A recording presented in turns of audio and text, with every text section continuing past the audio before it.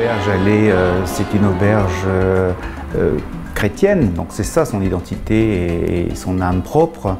Donc voilà ce qui fait la différence essentiellement avec les autres auberges, puisque sur place, comme on le sait, il y a une communauté religieuse qui vit là et qui porte un projet pastoral et donc voilà, qui arrive avec une proposition différente des autres auberges. Elle apporte un hébergement simple, mais quand même de qualité, surtout dans un environnement très riche de la capitale. On est extrêmement bien placé par rapport à toutes les autres auberges. Advignat n'est pas simplement un lieu d'hébergement, c'est plus un lieu de rencontre. Et donc avec la communauté, le foyer, les salariés, les amis de l'auberge, et puis toutes les personnes de passage, c'est là où on fait des rencontres. Et au-delà des rencontres, c'est aussi en vue de quelque chose. C'était il y a 20 ans presque. J'avais été pendant longtemps responsable de la pastorale des jeunes de l'Assomption et je m'étais rendu compte que nous faisions à l'époque beaucoup de projets, que nous attirions quelques jeunes, qu'ils étaient contents, mais que nous attirons un nombre limité. Donc l'idée c'était plutôt que d'aller de demander aux jeunes de venir vers nous, d'aller vers les jeunes et de les rencontrer. Et il fallait trouver un endroit où on pouvait rencontrer les jeunes. Un des endroits c'était le voyage. Et avant la pandémie, les jeunes voyageaient beaucoup. Et donc c'était dit, on va ouvrir une auberge de jeunesse chrétienne, on ne cachera pas notre identité, mais on y accueillera tout le monde. L'idée était aussi d'avoir quelque chose à offrir aux jeunes, quel que soit leur niveau d'implication vis-à-vis de la foi. Depuis les moins impliqués, l'auberge de jeunesse, les clients qui viennent là pour quelques nuits, avec un foyer qui permette d'encadrer des jeunes d'une manière un peu légère, mais aussi avec des volontaires ou des jeunes vivant au sein de la communauté pour un accompagnement, un suivi plus approfondi, éventuellement vers un discernement vocationnel. Donc avoir quelque chose à offrir à tout jeune, quel que soit son niveau de proximité avec la foi chrétienne. Alors ce fut très long à mettre en œuvre parce que l'idée a été considérée comme un peu folle, donc il a fallu passer beaucoup d'années pour convaincre au sein de l'Assomption, convaincre d'abord la commission de pastorale des jeunes, puis le conseil de province, le conseil provincial, tout ça, ça a pris beaucoup de temps. Et puis après, ça a pris aussi également beaucoup de temps pour trouver un lieu adéquat pour faire ça à Paris. Nous avons été accompagnés par un bon architecte et nous avons fait des projets dans au moins 3-4 lieux et avons regardé une bonne dizaine de lieux avant, enfin, d'aboutir à la rue François Ier. À l'origine, en 2010, il n'y avait pas beaucoup d'auberges de jeunesse sur le marché et Advignat arrivait un petit peu comme un vent de fraîcheur sur ce marché, puisqu'il y avait des auberges qui étaient très anciennes, qui dataient presque de l'origine du mouvement des auberges de jeunesse. Le projet premier, c'était qu'ils venaient à Paris et que nous allions les accompagner dans la découverte d'un certain Paris ou de certaines personnes à Paris. Je crois que cette dynamique-là est toujours présente dans le projet et c'est une particularité. Le projet pastoral s'inscrit dans le charisme de l'Assomption parce qu'il est porté par tous les religieux de la communauté qui sont impliqués, certes à des degrés différents, mais toujours aux côtés du personnel, des bénévoles, des volontaires de l'auberge. Les religieux sont les premiers garants du charisme de l'Assomption, bien que parfois nous avons l'impression d'être un peu à l'étroit. Le charisme de l'Assomption rayonne, se rend visible dans et de petites choses. Par exemple, notre qualité d'accueil et de rencontres chaleureuses, bienveillantes et personnalisées lorsque nous faisons le check-in. Notre charisme sera aussi visible par notre vie de prière à la chapelle qui reste ouverte à tous, ou encore par l'internationalité même de notre communauté et de nos talents qui sont mis au service de tous. Nous sommes le signe palpable d'une église dans un monde qui bouge. nous sommes également au service de la communion ad intra, ici et maintenant. Et les défis n'en manquent pas. Le charisme assomptionniste, c'est de prendre les gens dans leur désir, peut-être de voyage, de sortie, de voir d'ailleurs, et de leur faire découvrir au cœur de ce désir quelque chose d'autre, une autre dimension. Si on prend un vocabulaire mystique, c'est leur faire une extase, c'est-à-dire une sortie d'eux-mêmes, ou une sortie de leur projet, pour découvrir plus grand que ce que eux-mêmes avaient pu imaginer. Et à l'Assomption, vous voulez tendre une main pour dire, mais au-delà de ce déplacement, de cette découverte des terres nouvelles, qu'est-ce que tu veux découvrir des autres, de l'humanité, et à travers les autres et l'humanité en général, de toi-même.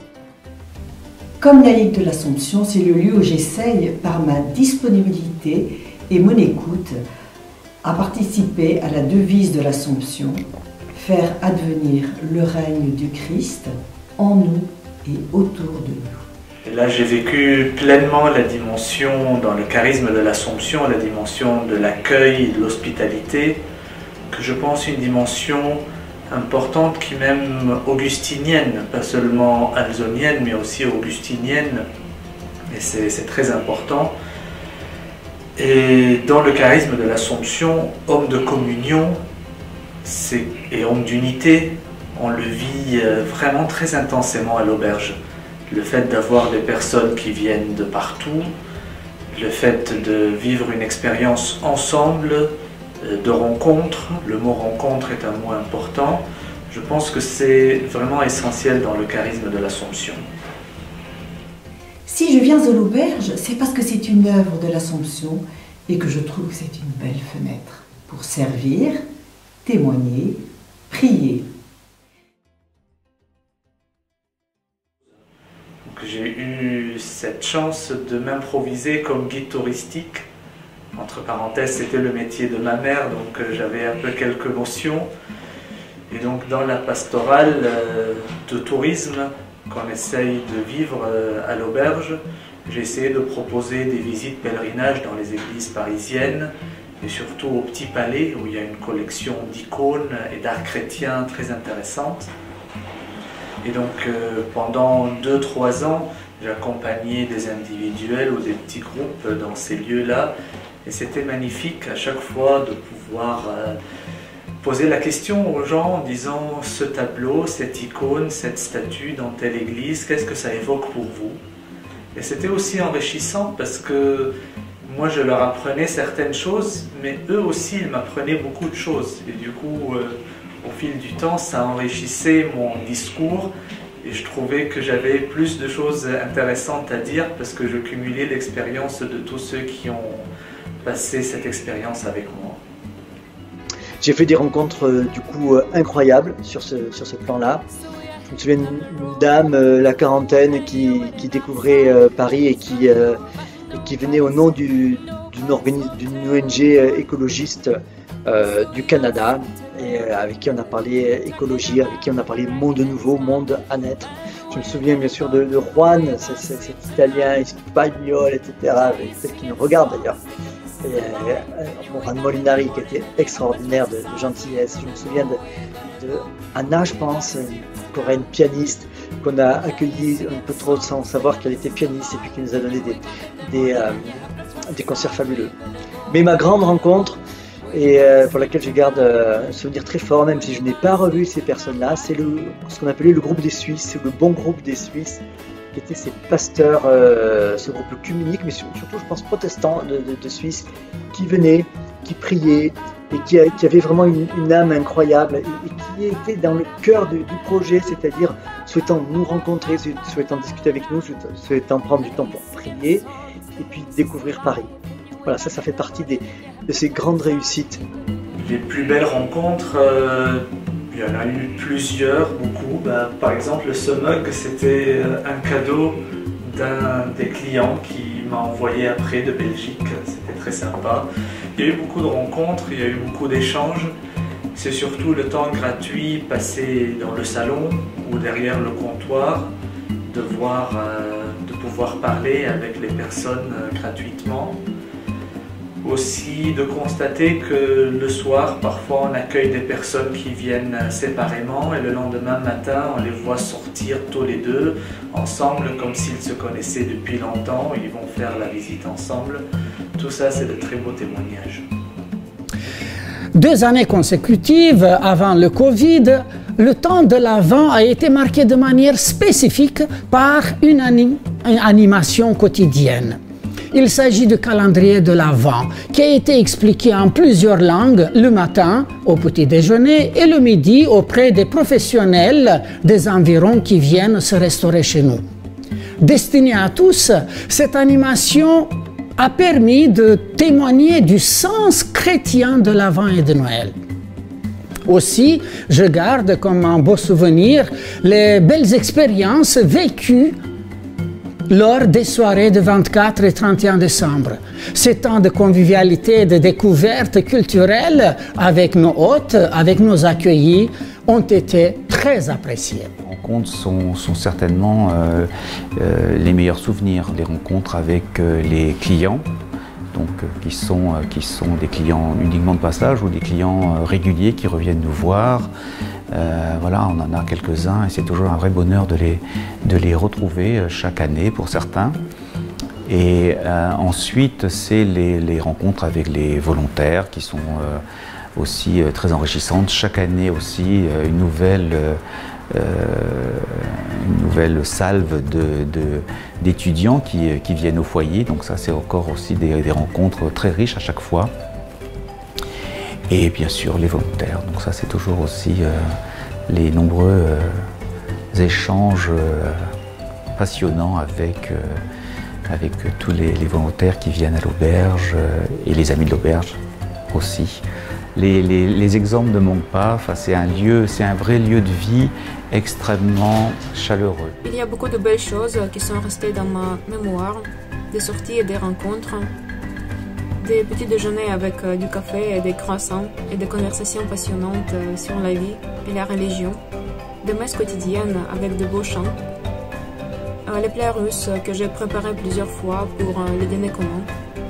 J'ose dire que l'été 2019 a été l'un des meilleurs de toute ma vie et Advignat me manque beaucoup. Ma plus belle rencontre, c'est le chemin partagé avec Anne pendant les 2 ans de la maladie de son mari.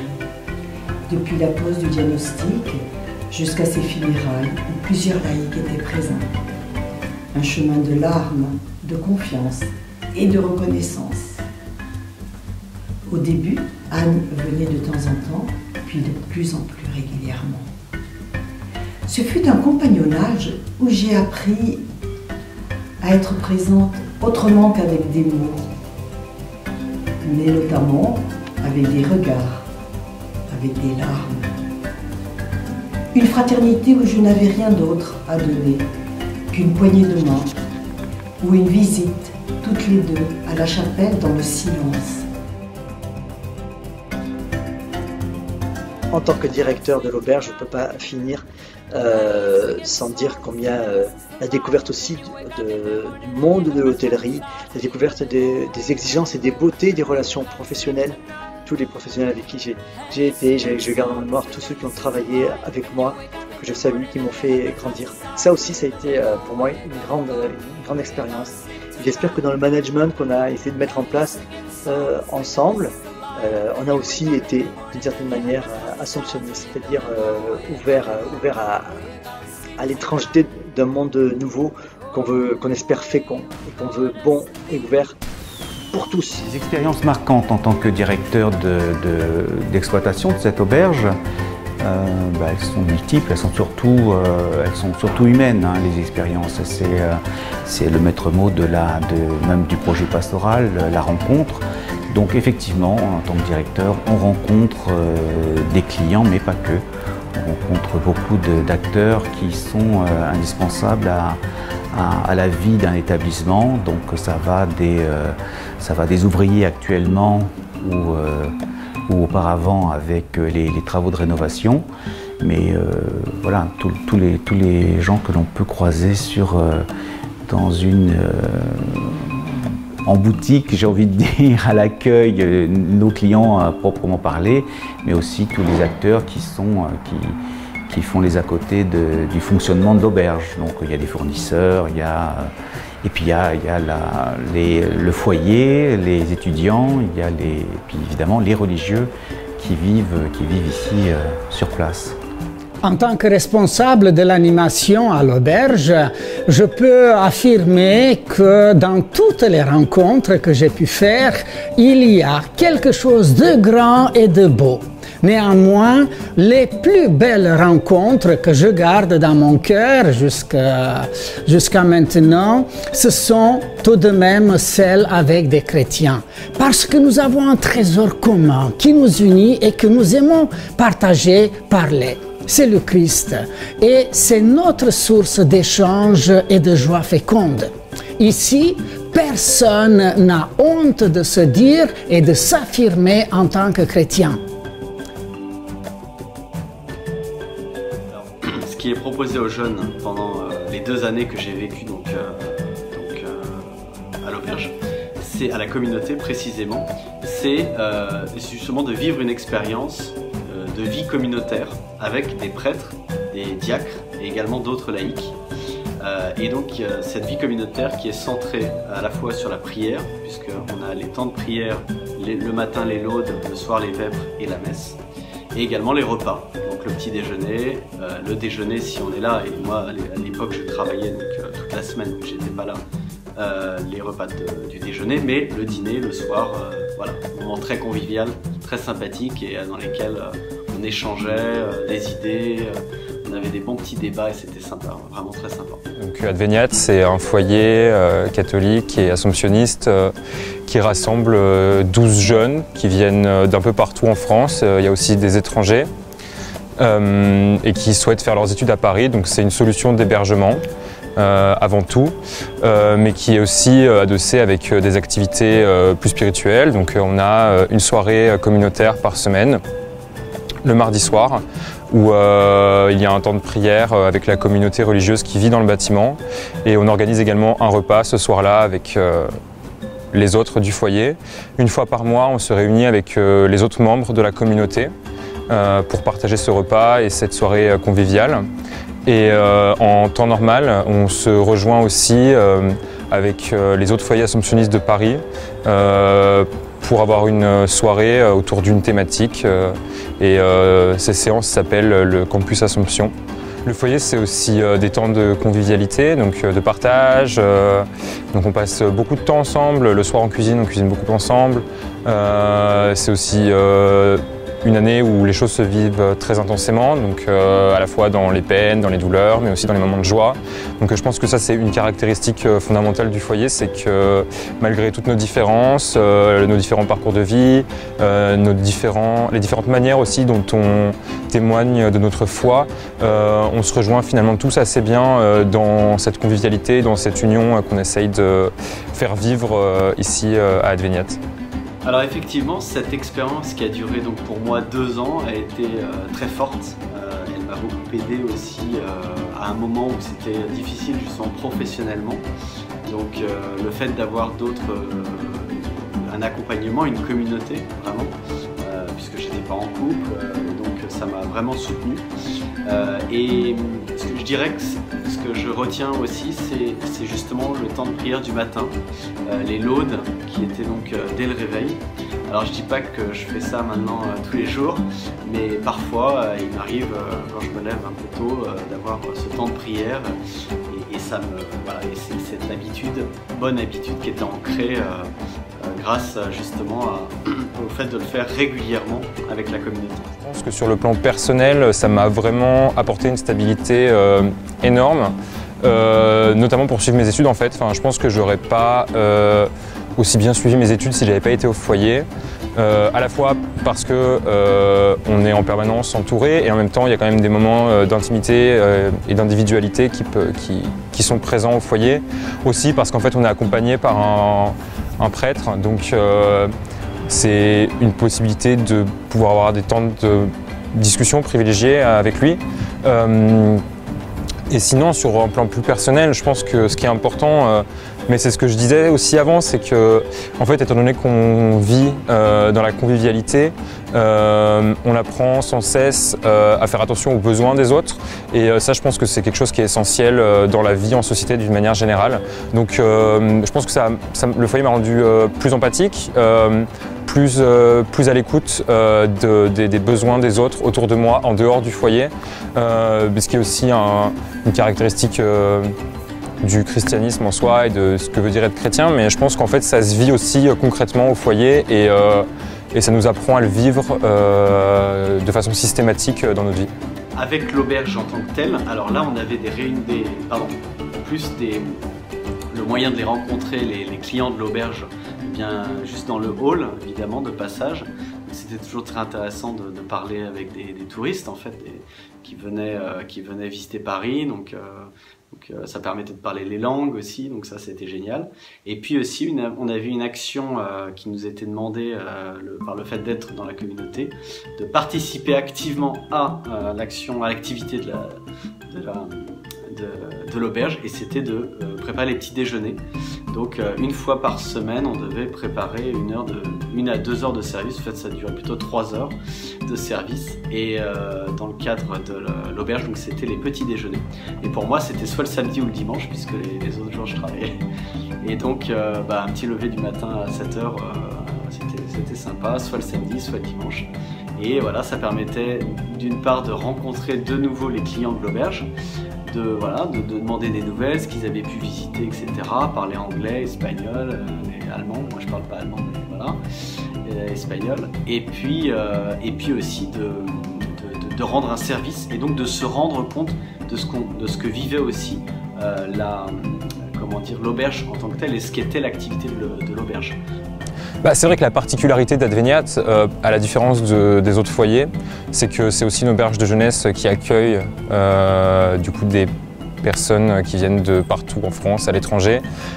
Donc on a avec le foyer, on doit fournir 2 heures de service hebdomadaire à l'auberge à titre bénévole.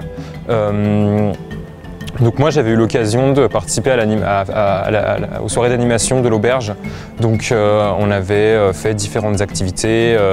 On avait fait une soirée par exemple jeux de société, on avait fait une soirée film, on avait fait une soirée cuisine et pâtisserie.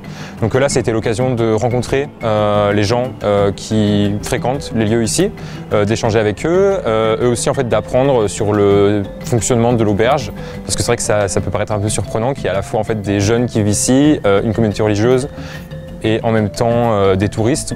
Donc il y a aussi le partage se vit aussi comme ça.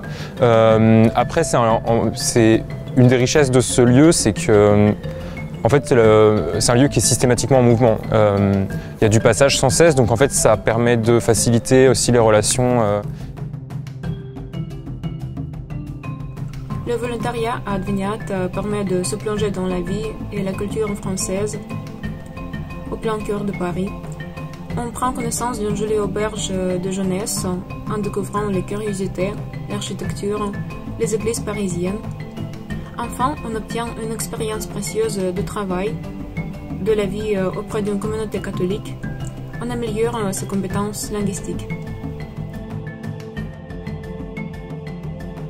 Au départ, motivé par la démarche d'un accueil ponctuel d'un étranger, vieille tradition française, très simple, très désintéressé, autour de la table familiale du repas du soir, je me réjouissais de la possibilité de donner un aperçu de la vie quotidienne en famille et dans ce quartier populaire des Batignolles. Voilà, de plus, nous avions peu d'opportunités de voyager, donc j'avais l'impression de laisser le monde venir à moi. Quand on a commencé, dans les années 2010, nous avions encore 2 enfants sur 4 à la maison, étudiants de 20 et 25 ans, et une jeune fille américaine issue de Smith University, en séjour pour l'année à la maison. Les repas du soir qui nous réunissaient pouvaient donc être très animés et riches en échanges. De ces rencontres avec nos invités, je retiens plutôt des impressions d'ouverture, de fraîcheur, d'intérêt croisé au travers d'échanges sur nos vies respectives, nos parcours de vie, projets. Je pense en particulier à un étudiant en prépa à Chambéry, très gentil et très intéressant, ou à cette jeune fille américaine que notre ami Pascal invitait ce soir-là, avait raccompagné en moto en lui donnant un aperçu touristique de Paris by Night. Elle était aux anges.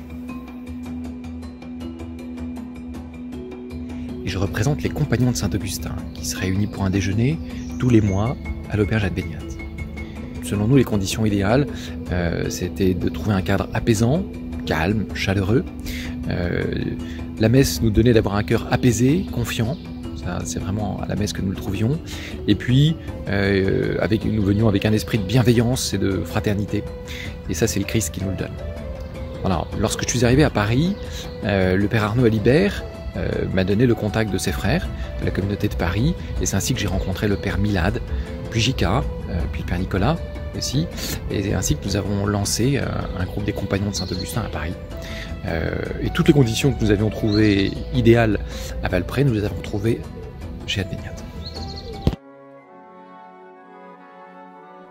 En tout cas, l'essentiel est d'arriver aujourd'hui avec une auberge rénovée pour pouvoir justement affronter un marché hôtelier et d'hébergement parisien très concurrenciel. Et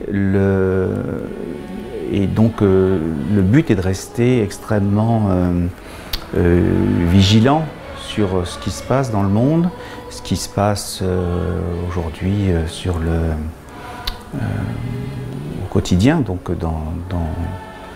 sur Paris en l'occurrence, et de pouvoir s'adapter. Voilà. Donc ça c'est surtout c'est essentiel de rester vigilant et de s'adapter pour pouvoir continuer de proposer quelque chose qui soit attractif pour nos clients futurs qui reviendront forcément